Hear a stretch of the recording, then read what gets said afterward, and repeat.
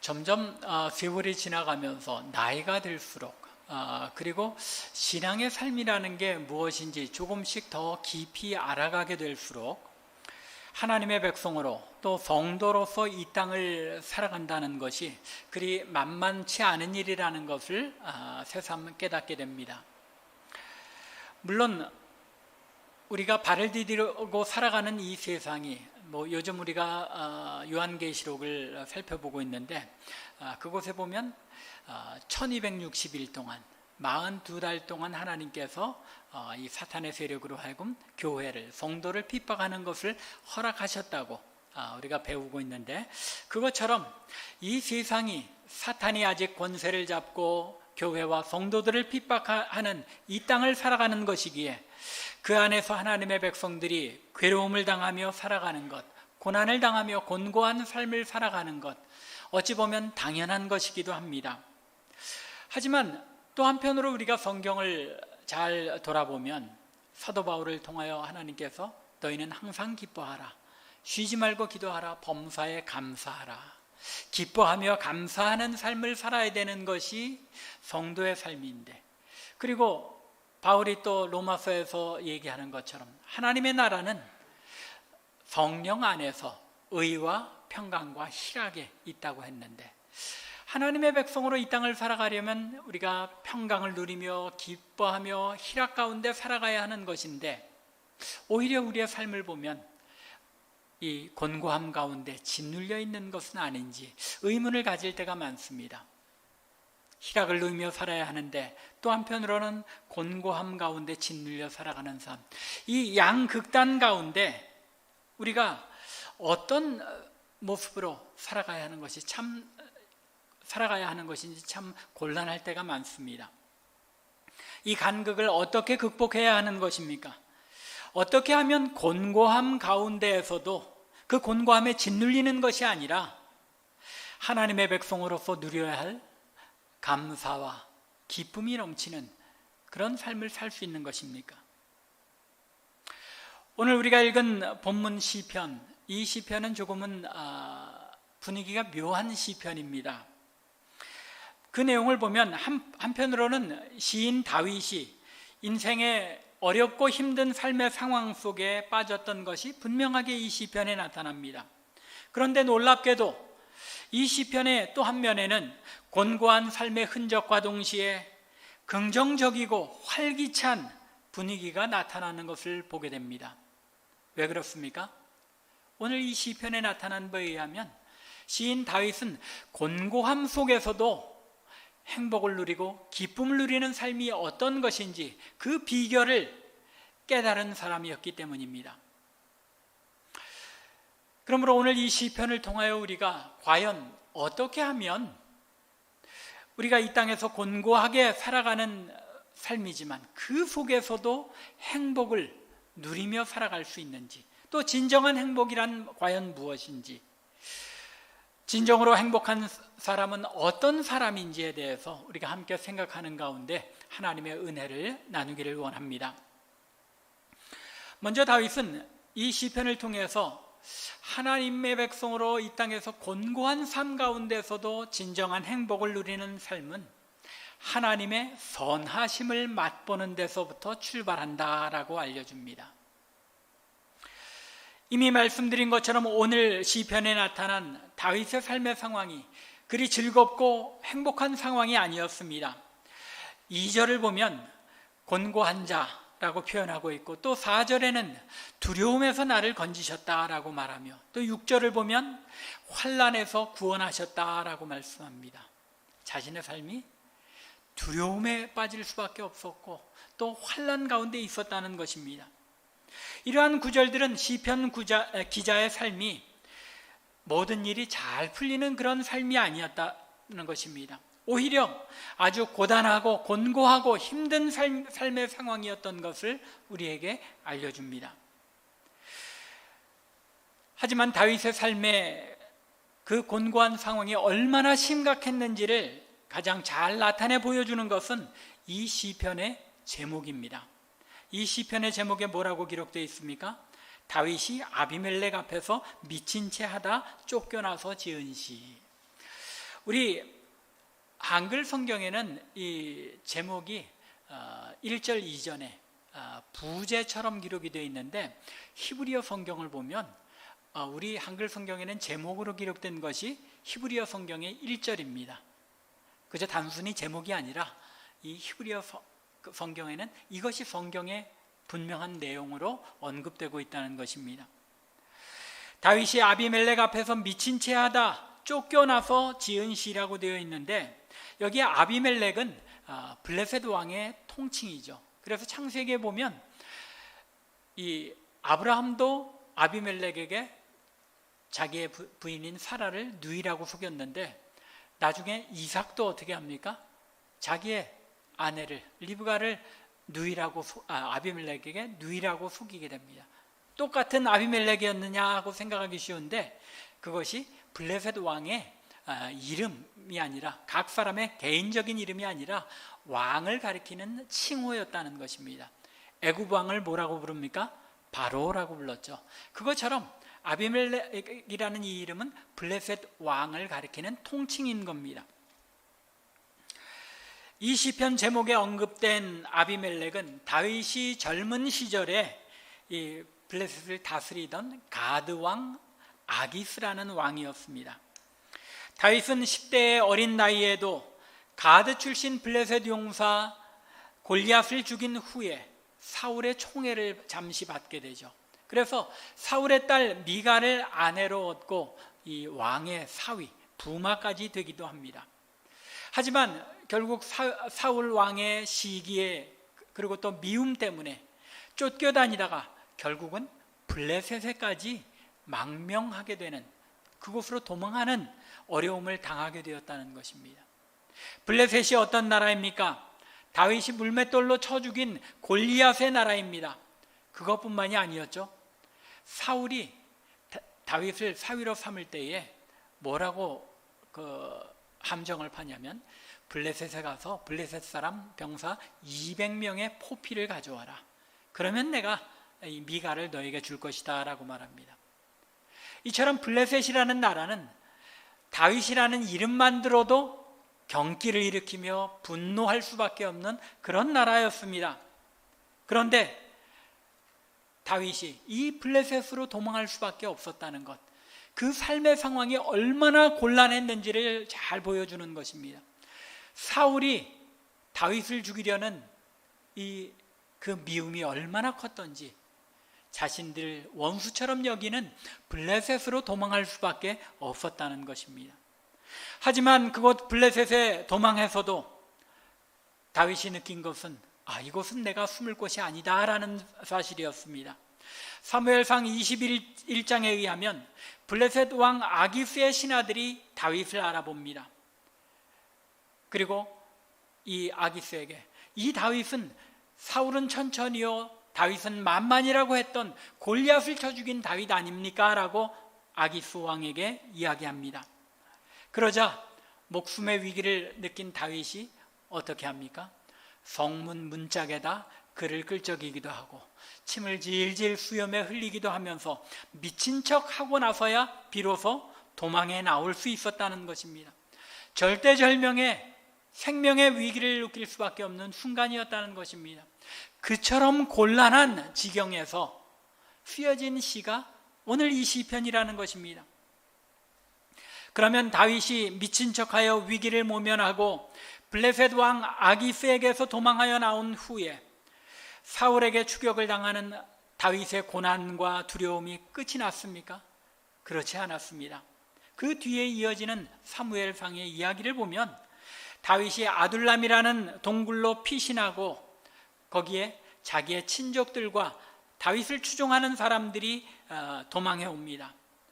하지만 그렇다고 해서 그 세력으로 사울을 무찌른 것이 아니라 여전히 사울 왕조의 핍박 속에 쫓겨다닐 수밖에 없는 것, 그 후로도 10년 가까이를 사울에게 쫓겨다닌 것이 다윗의 삶이었습니다.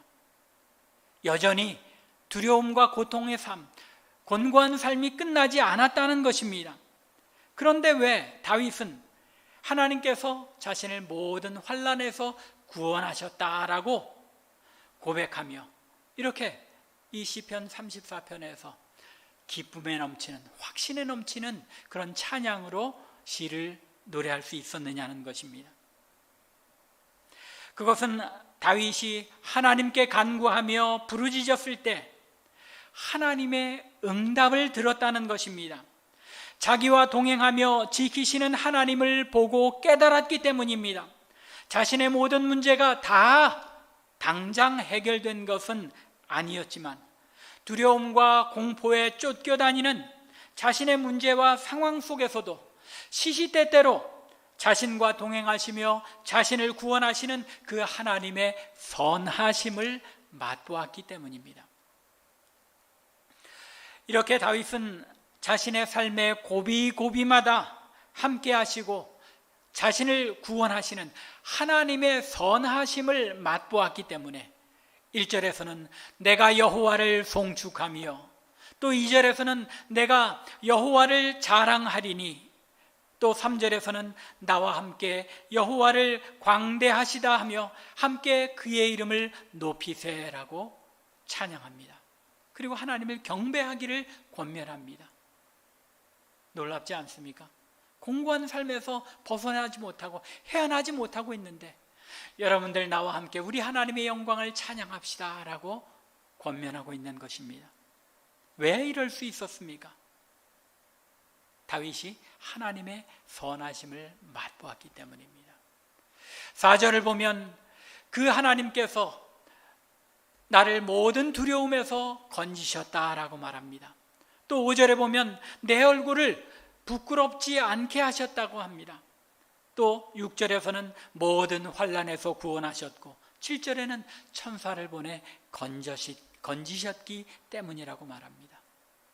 하나님께서 자신을 구원하시는 그 구원의 능력을 삶의 순간순간 그 곤고한 중에서도 자신을 붙드시는 그 하나님의 손길을 느꼈고 체험했기 때문에, 그 하나님의 선하심을 맛보았기 때문에 이 하나님의 영광을 찬양하자고 권면할 수 있었다는 것입니다.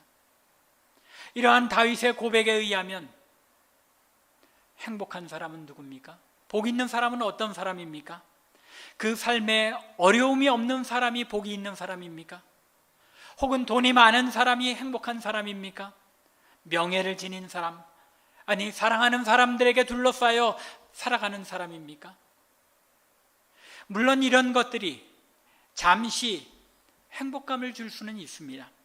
그러나 그 삶의 지속적인 행복을 누리는 삶은 여호와의 선하심을 맛보아 아는 삶이라는 것입니다.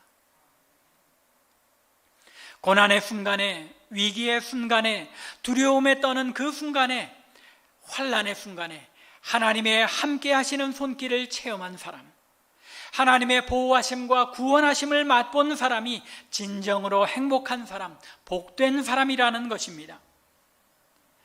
또 내 삶을 돌보시고 동행하시는 하나님의 그 선하심을 지속적인 그 삶 속에서 누리는 사람, 이것이 진정으로 행복한 사람이라는 것입니다.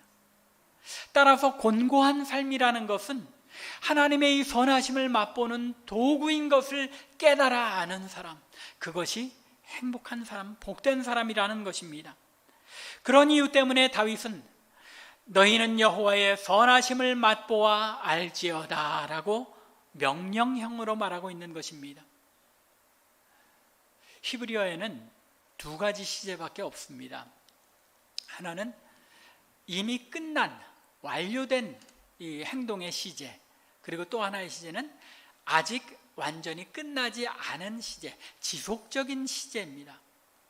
따라서 여기서 명령형으로 맛보아 알지어다라는 것은 지속적으로 이 여호와 하나님의 선하심을 매 순간 삶 속에 맛보아 알기를 바랍니다라는 것입니다. 이것이 이 땅에 살아가는 하나님의 백성에게 가장 큰 행복이요 기쁨이기 때문인 것입니다. 간절히 원하기는 이러한 행복, 여호와의 선하심을 매일의 삶 속에서 체험하며 느끼며 살아가는 참빛교회 성도들 되시기를 주님의 이름으로 간절히 축원합니다. 두 번째로 다윗은 여호와를 경외하는 삶이 만족과 행복의 지름길이라고 우리에게 알려주고 있습니다. 하나님의 선하심을 맛본 사람은 그 삶의 관심이 바뀝니다.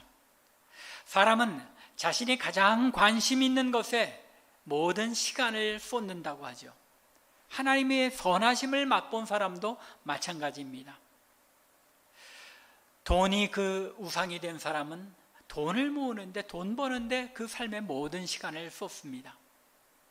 명예와 경력, 자신의 업적이 우상인 사람들은 그것을 쌓기 위하여 목숨을 겁니다. 또 자신의 취미 생활이 우상이 된 사람들, 자신의 취미 생활 때문에 삶의 모든 다른 것들을 포기합니다. 그런데 하나님의 선하심을 맛본 하나님의 백성들 역시 하나님의 선하심을 맛본 데 대한 감격으로 말미암아 그 삶의 관심이 변하게 된다는 것입니다. 어떻게 하면 지속적으로 하나님의 선하심을 맛볼 수 있는지에 대하여 관심을 가지고 그러한 삶의 모습으로 바뀌게 되는데, 그것이 어떤 삶입니까? 바로 하나님을 경외하는 삶인 것입니다. 하나님을 경외하는 삶에 자신의 모든 것을 내던진다는 것입니다. 이것이 하나님의 선하심을 맛본 사람의 삶의 중요한 특징이라는 것입니다. 그래서 하나님을 경외하는 삶의 모습이 변하게 되는데, 어떻게 변한다고 합니까? 13절에 보면 내 혀에서 악을 금하며 내 입술에 거짓말에서 금할지어다. 하나님을 경외하는 삶으로 말미암아 삶이 바뀌게 되는데, 가장 먼저는 우리의 혀가 변한다는 것입니다. 하나님을 경외하는 그 삶 속에는 말을 조심하며 또 입술을 거짓말해서 금하게 되는 이런 삶의 변화가 나타난다는 것입니다. 우리의 말로서 이웃을 해치거나 해를 끼치거나 상처를 받게 하는 일이 없어야 하며, 나아가 우리의 말 때문에 하나님께 욕되는 일이 없게 하는 것, 이것이 하나님을 경외하는 삶에 나타나는 큰 특징 중에 하나라는 것입니다. 그런데 오늘날 하나님을 경외하는 하나님의 백성들의 삶 속에 이 혀를 조심하고 입술을 조심하는 일이 얼마나 사라졌는지 알 수 없습니다.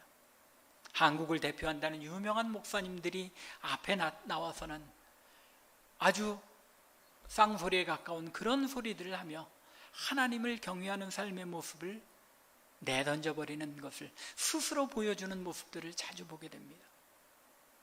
하나님을 경외하는 삶을 잃어버리고 있는 것입니다. 하나님을 경외하는 삶의 두 번째 특징 14절 상반절을 보면 악을 버리고 선을 행한다고 합니다. 이 세상에서 남들에게 해를 끼치지 않는 것으로는 충분치 않다는 것입니다. 악을 버리는 것만으로 충분한 것이 아니라 한 걸음 더 나아가서 선을 행함으로 유익을 끼치는 삶을 산다는 것입니다. 하나님을 경외하는 하나님의 백성들은 이 세상에 주위의 사람들에게 유익을 끼치며 그들의 삶으로서 하나님께 영광을 돌린다는 것입니다. 이것이 하나님을 경외하는 삶의 또 하나의 특징이라는 것입니다. 하나님을 경외하는 삶의 세 번째 특징은 무엇이라고 말합니까? 14절 하반절에 보면 화평을 찾아 따를지어다. 화평을 찾아 따르는 삶입니다. 삶 속에 늘 누구와 다투는 것이 아니라 자신들의 모든 물질이나 또는 삶의 손해를 볼지라도 화평을 위하여 기꺼이 손해보거나 양보할 수 있는 삶, 모든 사람과 더불어 화평하는 삶, 이것이 하나님을 경외하는 삶의 또 다른 특징이라는 것입니다. 이렇게 하나님의 선하심을 맛본 사람들의 삶에는 이런 특징과 더불어 하나님 백성의 삶에 또 다른 여러 특징들이 나타나게 되는데, 이 시편을 기록한 다윗은 마치 예수님께서 이 땅에 오셔서 하나님 백성의 삶이 어떤 것인지를 가르치시는 그 가르침의 내용을 미리 알기는 한 듯이 천국 백성의 삶의 특징들을 열거합니다. 우리가 작년에 팔복에 대해서 살펴보았죠. 천국 백성의 삶에 대해서 살펴보았는데 1년이 지나서 여러분들 기억이 또 가물가물하실지 모르겠습니다.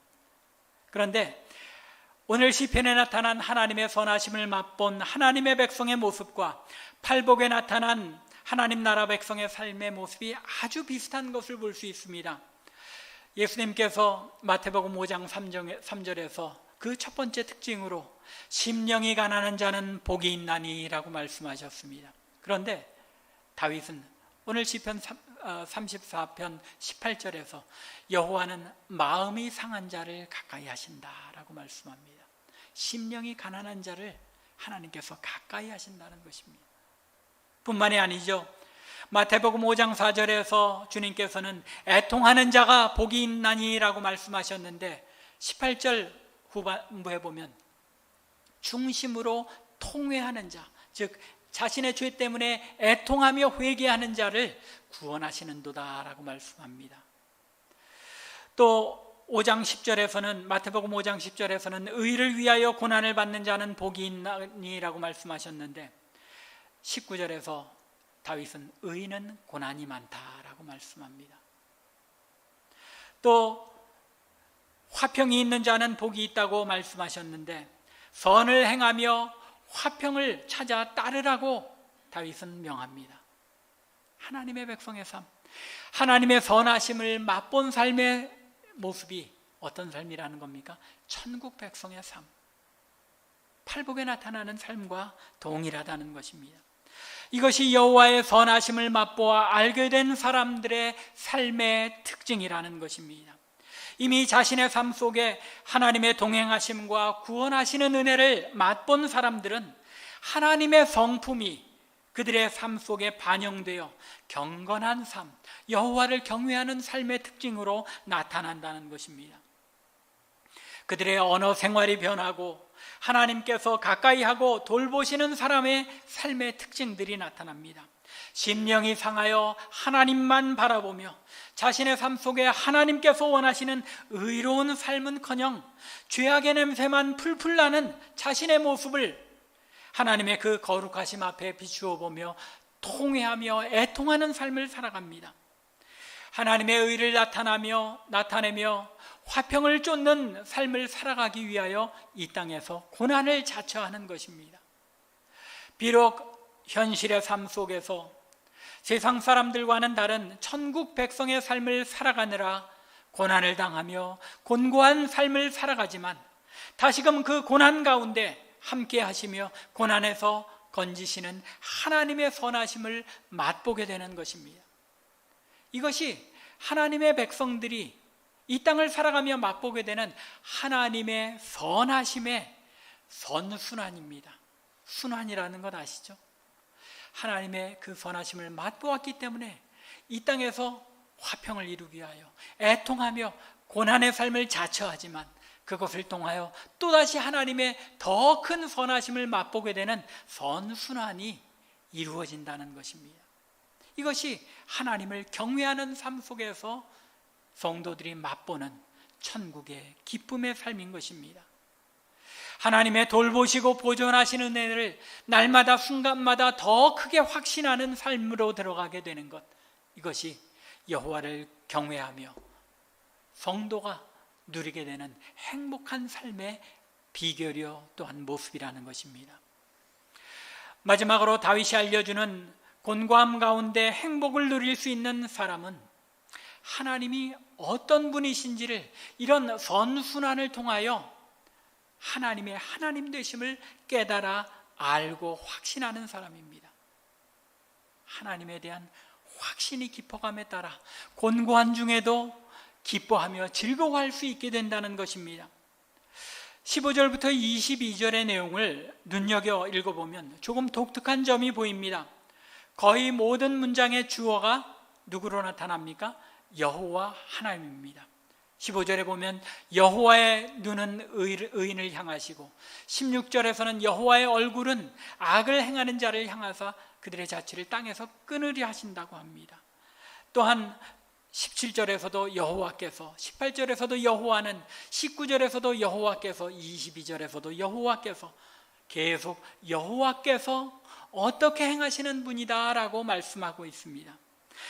다윗은 자신의 삶의 체험을 통하여 당신의 백성을 보호하고 지키시는 하나님께서 어떻게 역사하시는지, 또 하나님은 그 본성상 어떤 분이신지를 분명히 깨달아 알고 여호와 하나님은 이렇게 행하시는 분이십니다 라고 확신을 가지고 선포하고 있는 것입니다. 하나님께서 당신의 자녀들을 어떻게 보호하셨다는 것입니까? 15절의 하반절을 보면 하나님의 눈이 의인을 향하시고 그의 귀는 그들의 부르짖음에 귀 기울이셨다고 말씀합니다. 16절에서는 악을 행하는 자를 이 땅에서 끊으신다고 말씀합니다. 17절에서는 의인의 기도를 들으시며 모든 환난에서 그를 건지신다고 말씀합니다. 18절에는 가까이 하시고 구원하시는도다. 19절에서는 건지시는도다. 20절에서는 영혼을 속량하시나니, 하나님께서 행하신 그 놀라운 일들, 자신의 삶 속에 경험한 일들을 통하여 하나님은 이런 분이십니다 라고 이 시편을 통하여 확신을 가지고 노래하는 것입니다. 이것이 바로 다윗이 곤고한 삶 속에서도 이 시편 34편을 기록하는 순간에 모든 고난이 다 끝난 것이 아님에도 불구하고 더 큰 고난 속에서도 하나님을 기뻐하며 찬양하며 평강과 희락을 누릴 수 있는 삶의 비결이었던 것입니다. 하나님께서는 당신의 백성들이 상한 마음으로 통회하며 하나님께 부르짖으면 그들을 그 모든 어려움과 환난에서, 두려움과 고통에서 보호하고 지키시며 구원하시는 그런 하나님이시라는 것입니다. 환난과 두려움이 닥칠 때 우리는 하나님께 부르짖어 기도하는 가운데 그 크신 하나님을 경외하며 의지하기만 하면 하나님께서는 우리를 뼈 하나도 꺾이는 일 없이 보호하시며 하나님의 그 선하심을 맛보게 하셔서 그 두려움이 변하여 기쁨의 찬양이 되게 하시는 그런 하나님이시라는 것입니다. 우리가 늘 찬양하죠. 우리의 두려움이 변하여, 그 두려움이 변하여 내 노래 되었고, 우리가 이 땅에서 누리는 그 모든 두려움이 변하여 내 노래와 찬양과 기쁨이 되게 하시는 것, 그것이 하나님을 경외하는 백성들이 누리게 되는 삶의 참 기쁨이라는 것입니다. 이 사실을 분명히 알고 확신할 때 우리는 그 어떤 곤고한 삶의 상황 속에서도 평강과 희락을 누리는 하나님의 백성의 삶을 누릴 수 있게 되는 것입니다. 우리는 오늘 말씀을 통하여 거의 삶의 평생을 두려움과 염려 가운데 곤고한 삶에 대항하며 싸웠던 다윗이 어떻게 그 두려움들과 염려 그리고 고통을 극복하며 기쁨이 있는 삶, 하나님의 백성으로서 평강을 누리고 희락을 누리는 행복한 삶을 살 수 있었는지를 이 시편을 통해 배웠습니다. 다윗은 자신의 삶의 절대절명의 긴박한 순간들에 쫓기면서도 하나님께 기도하고 아뢰며 하나님의 음성에 귀 기울임으로써 하나님의 선하심을 맛보는 삶을 살았습니다. 그리고 하나님을 경외하는 삶의 모습을 끝까지 잃지 않음으로써 두려움과 고통을 극복하였습니다. 하지만 이렇게 하나님께 아뢰고 부르짖으며 하나님을 경외하는 삶을 살았다고 해서 그의 두려움과 고통이 더 이상 찾아오지 않았던 것은 아닙니다. 오히려 그의 평생의 삶 가운데 고통과 두려움은 끊이지 않고 찾아왔습니다. 오늘 본문 19절 상반절에서 밝히고 있는 것처럼 의인은 고난이 많은 것입니다. 하나님의 백성은 하나님을 더 잘 섬기려는 하나님의 백성일수록 고난이 많다는 것입니다. 하지만 다윗은 그 두려움과 고통들 가운데서도 하나님의 음성을 들었습니다.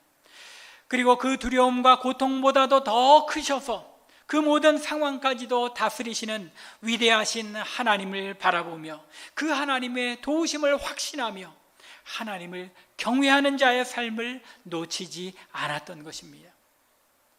이제 간절히 원하기는 우리 앞에도 수많은 문제들과 두려움과 염려, 고통들이 닥쳐올 것입니다. 하지만 우리의 눈을 들어서 그 모든 두려움과 고통보다도 내 삶의 곤고한 상황보다도 더 크신 하나님을 바라볼 수 있기 바랍니다. 그 하나님을 경외하는 삶을 놓치지 않기 바랍니다.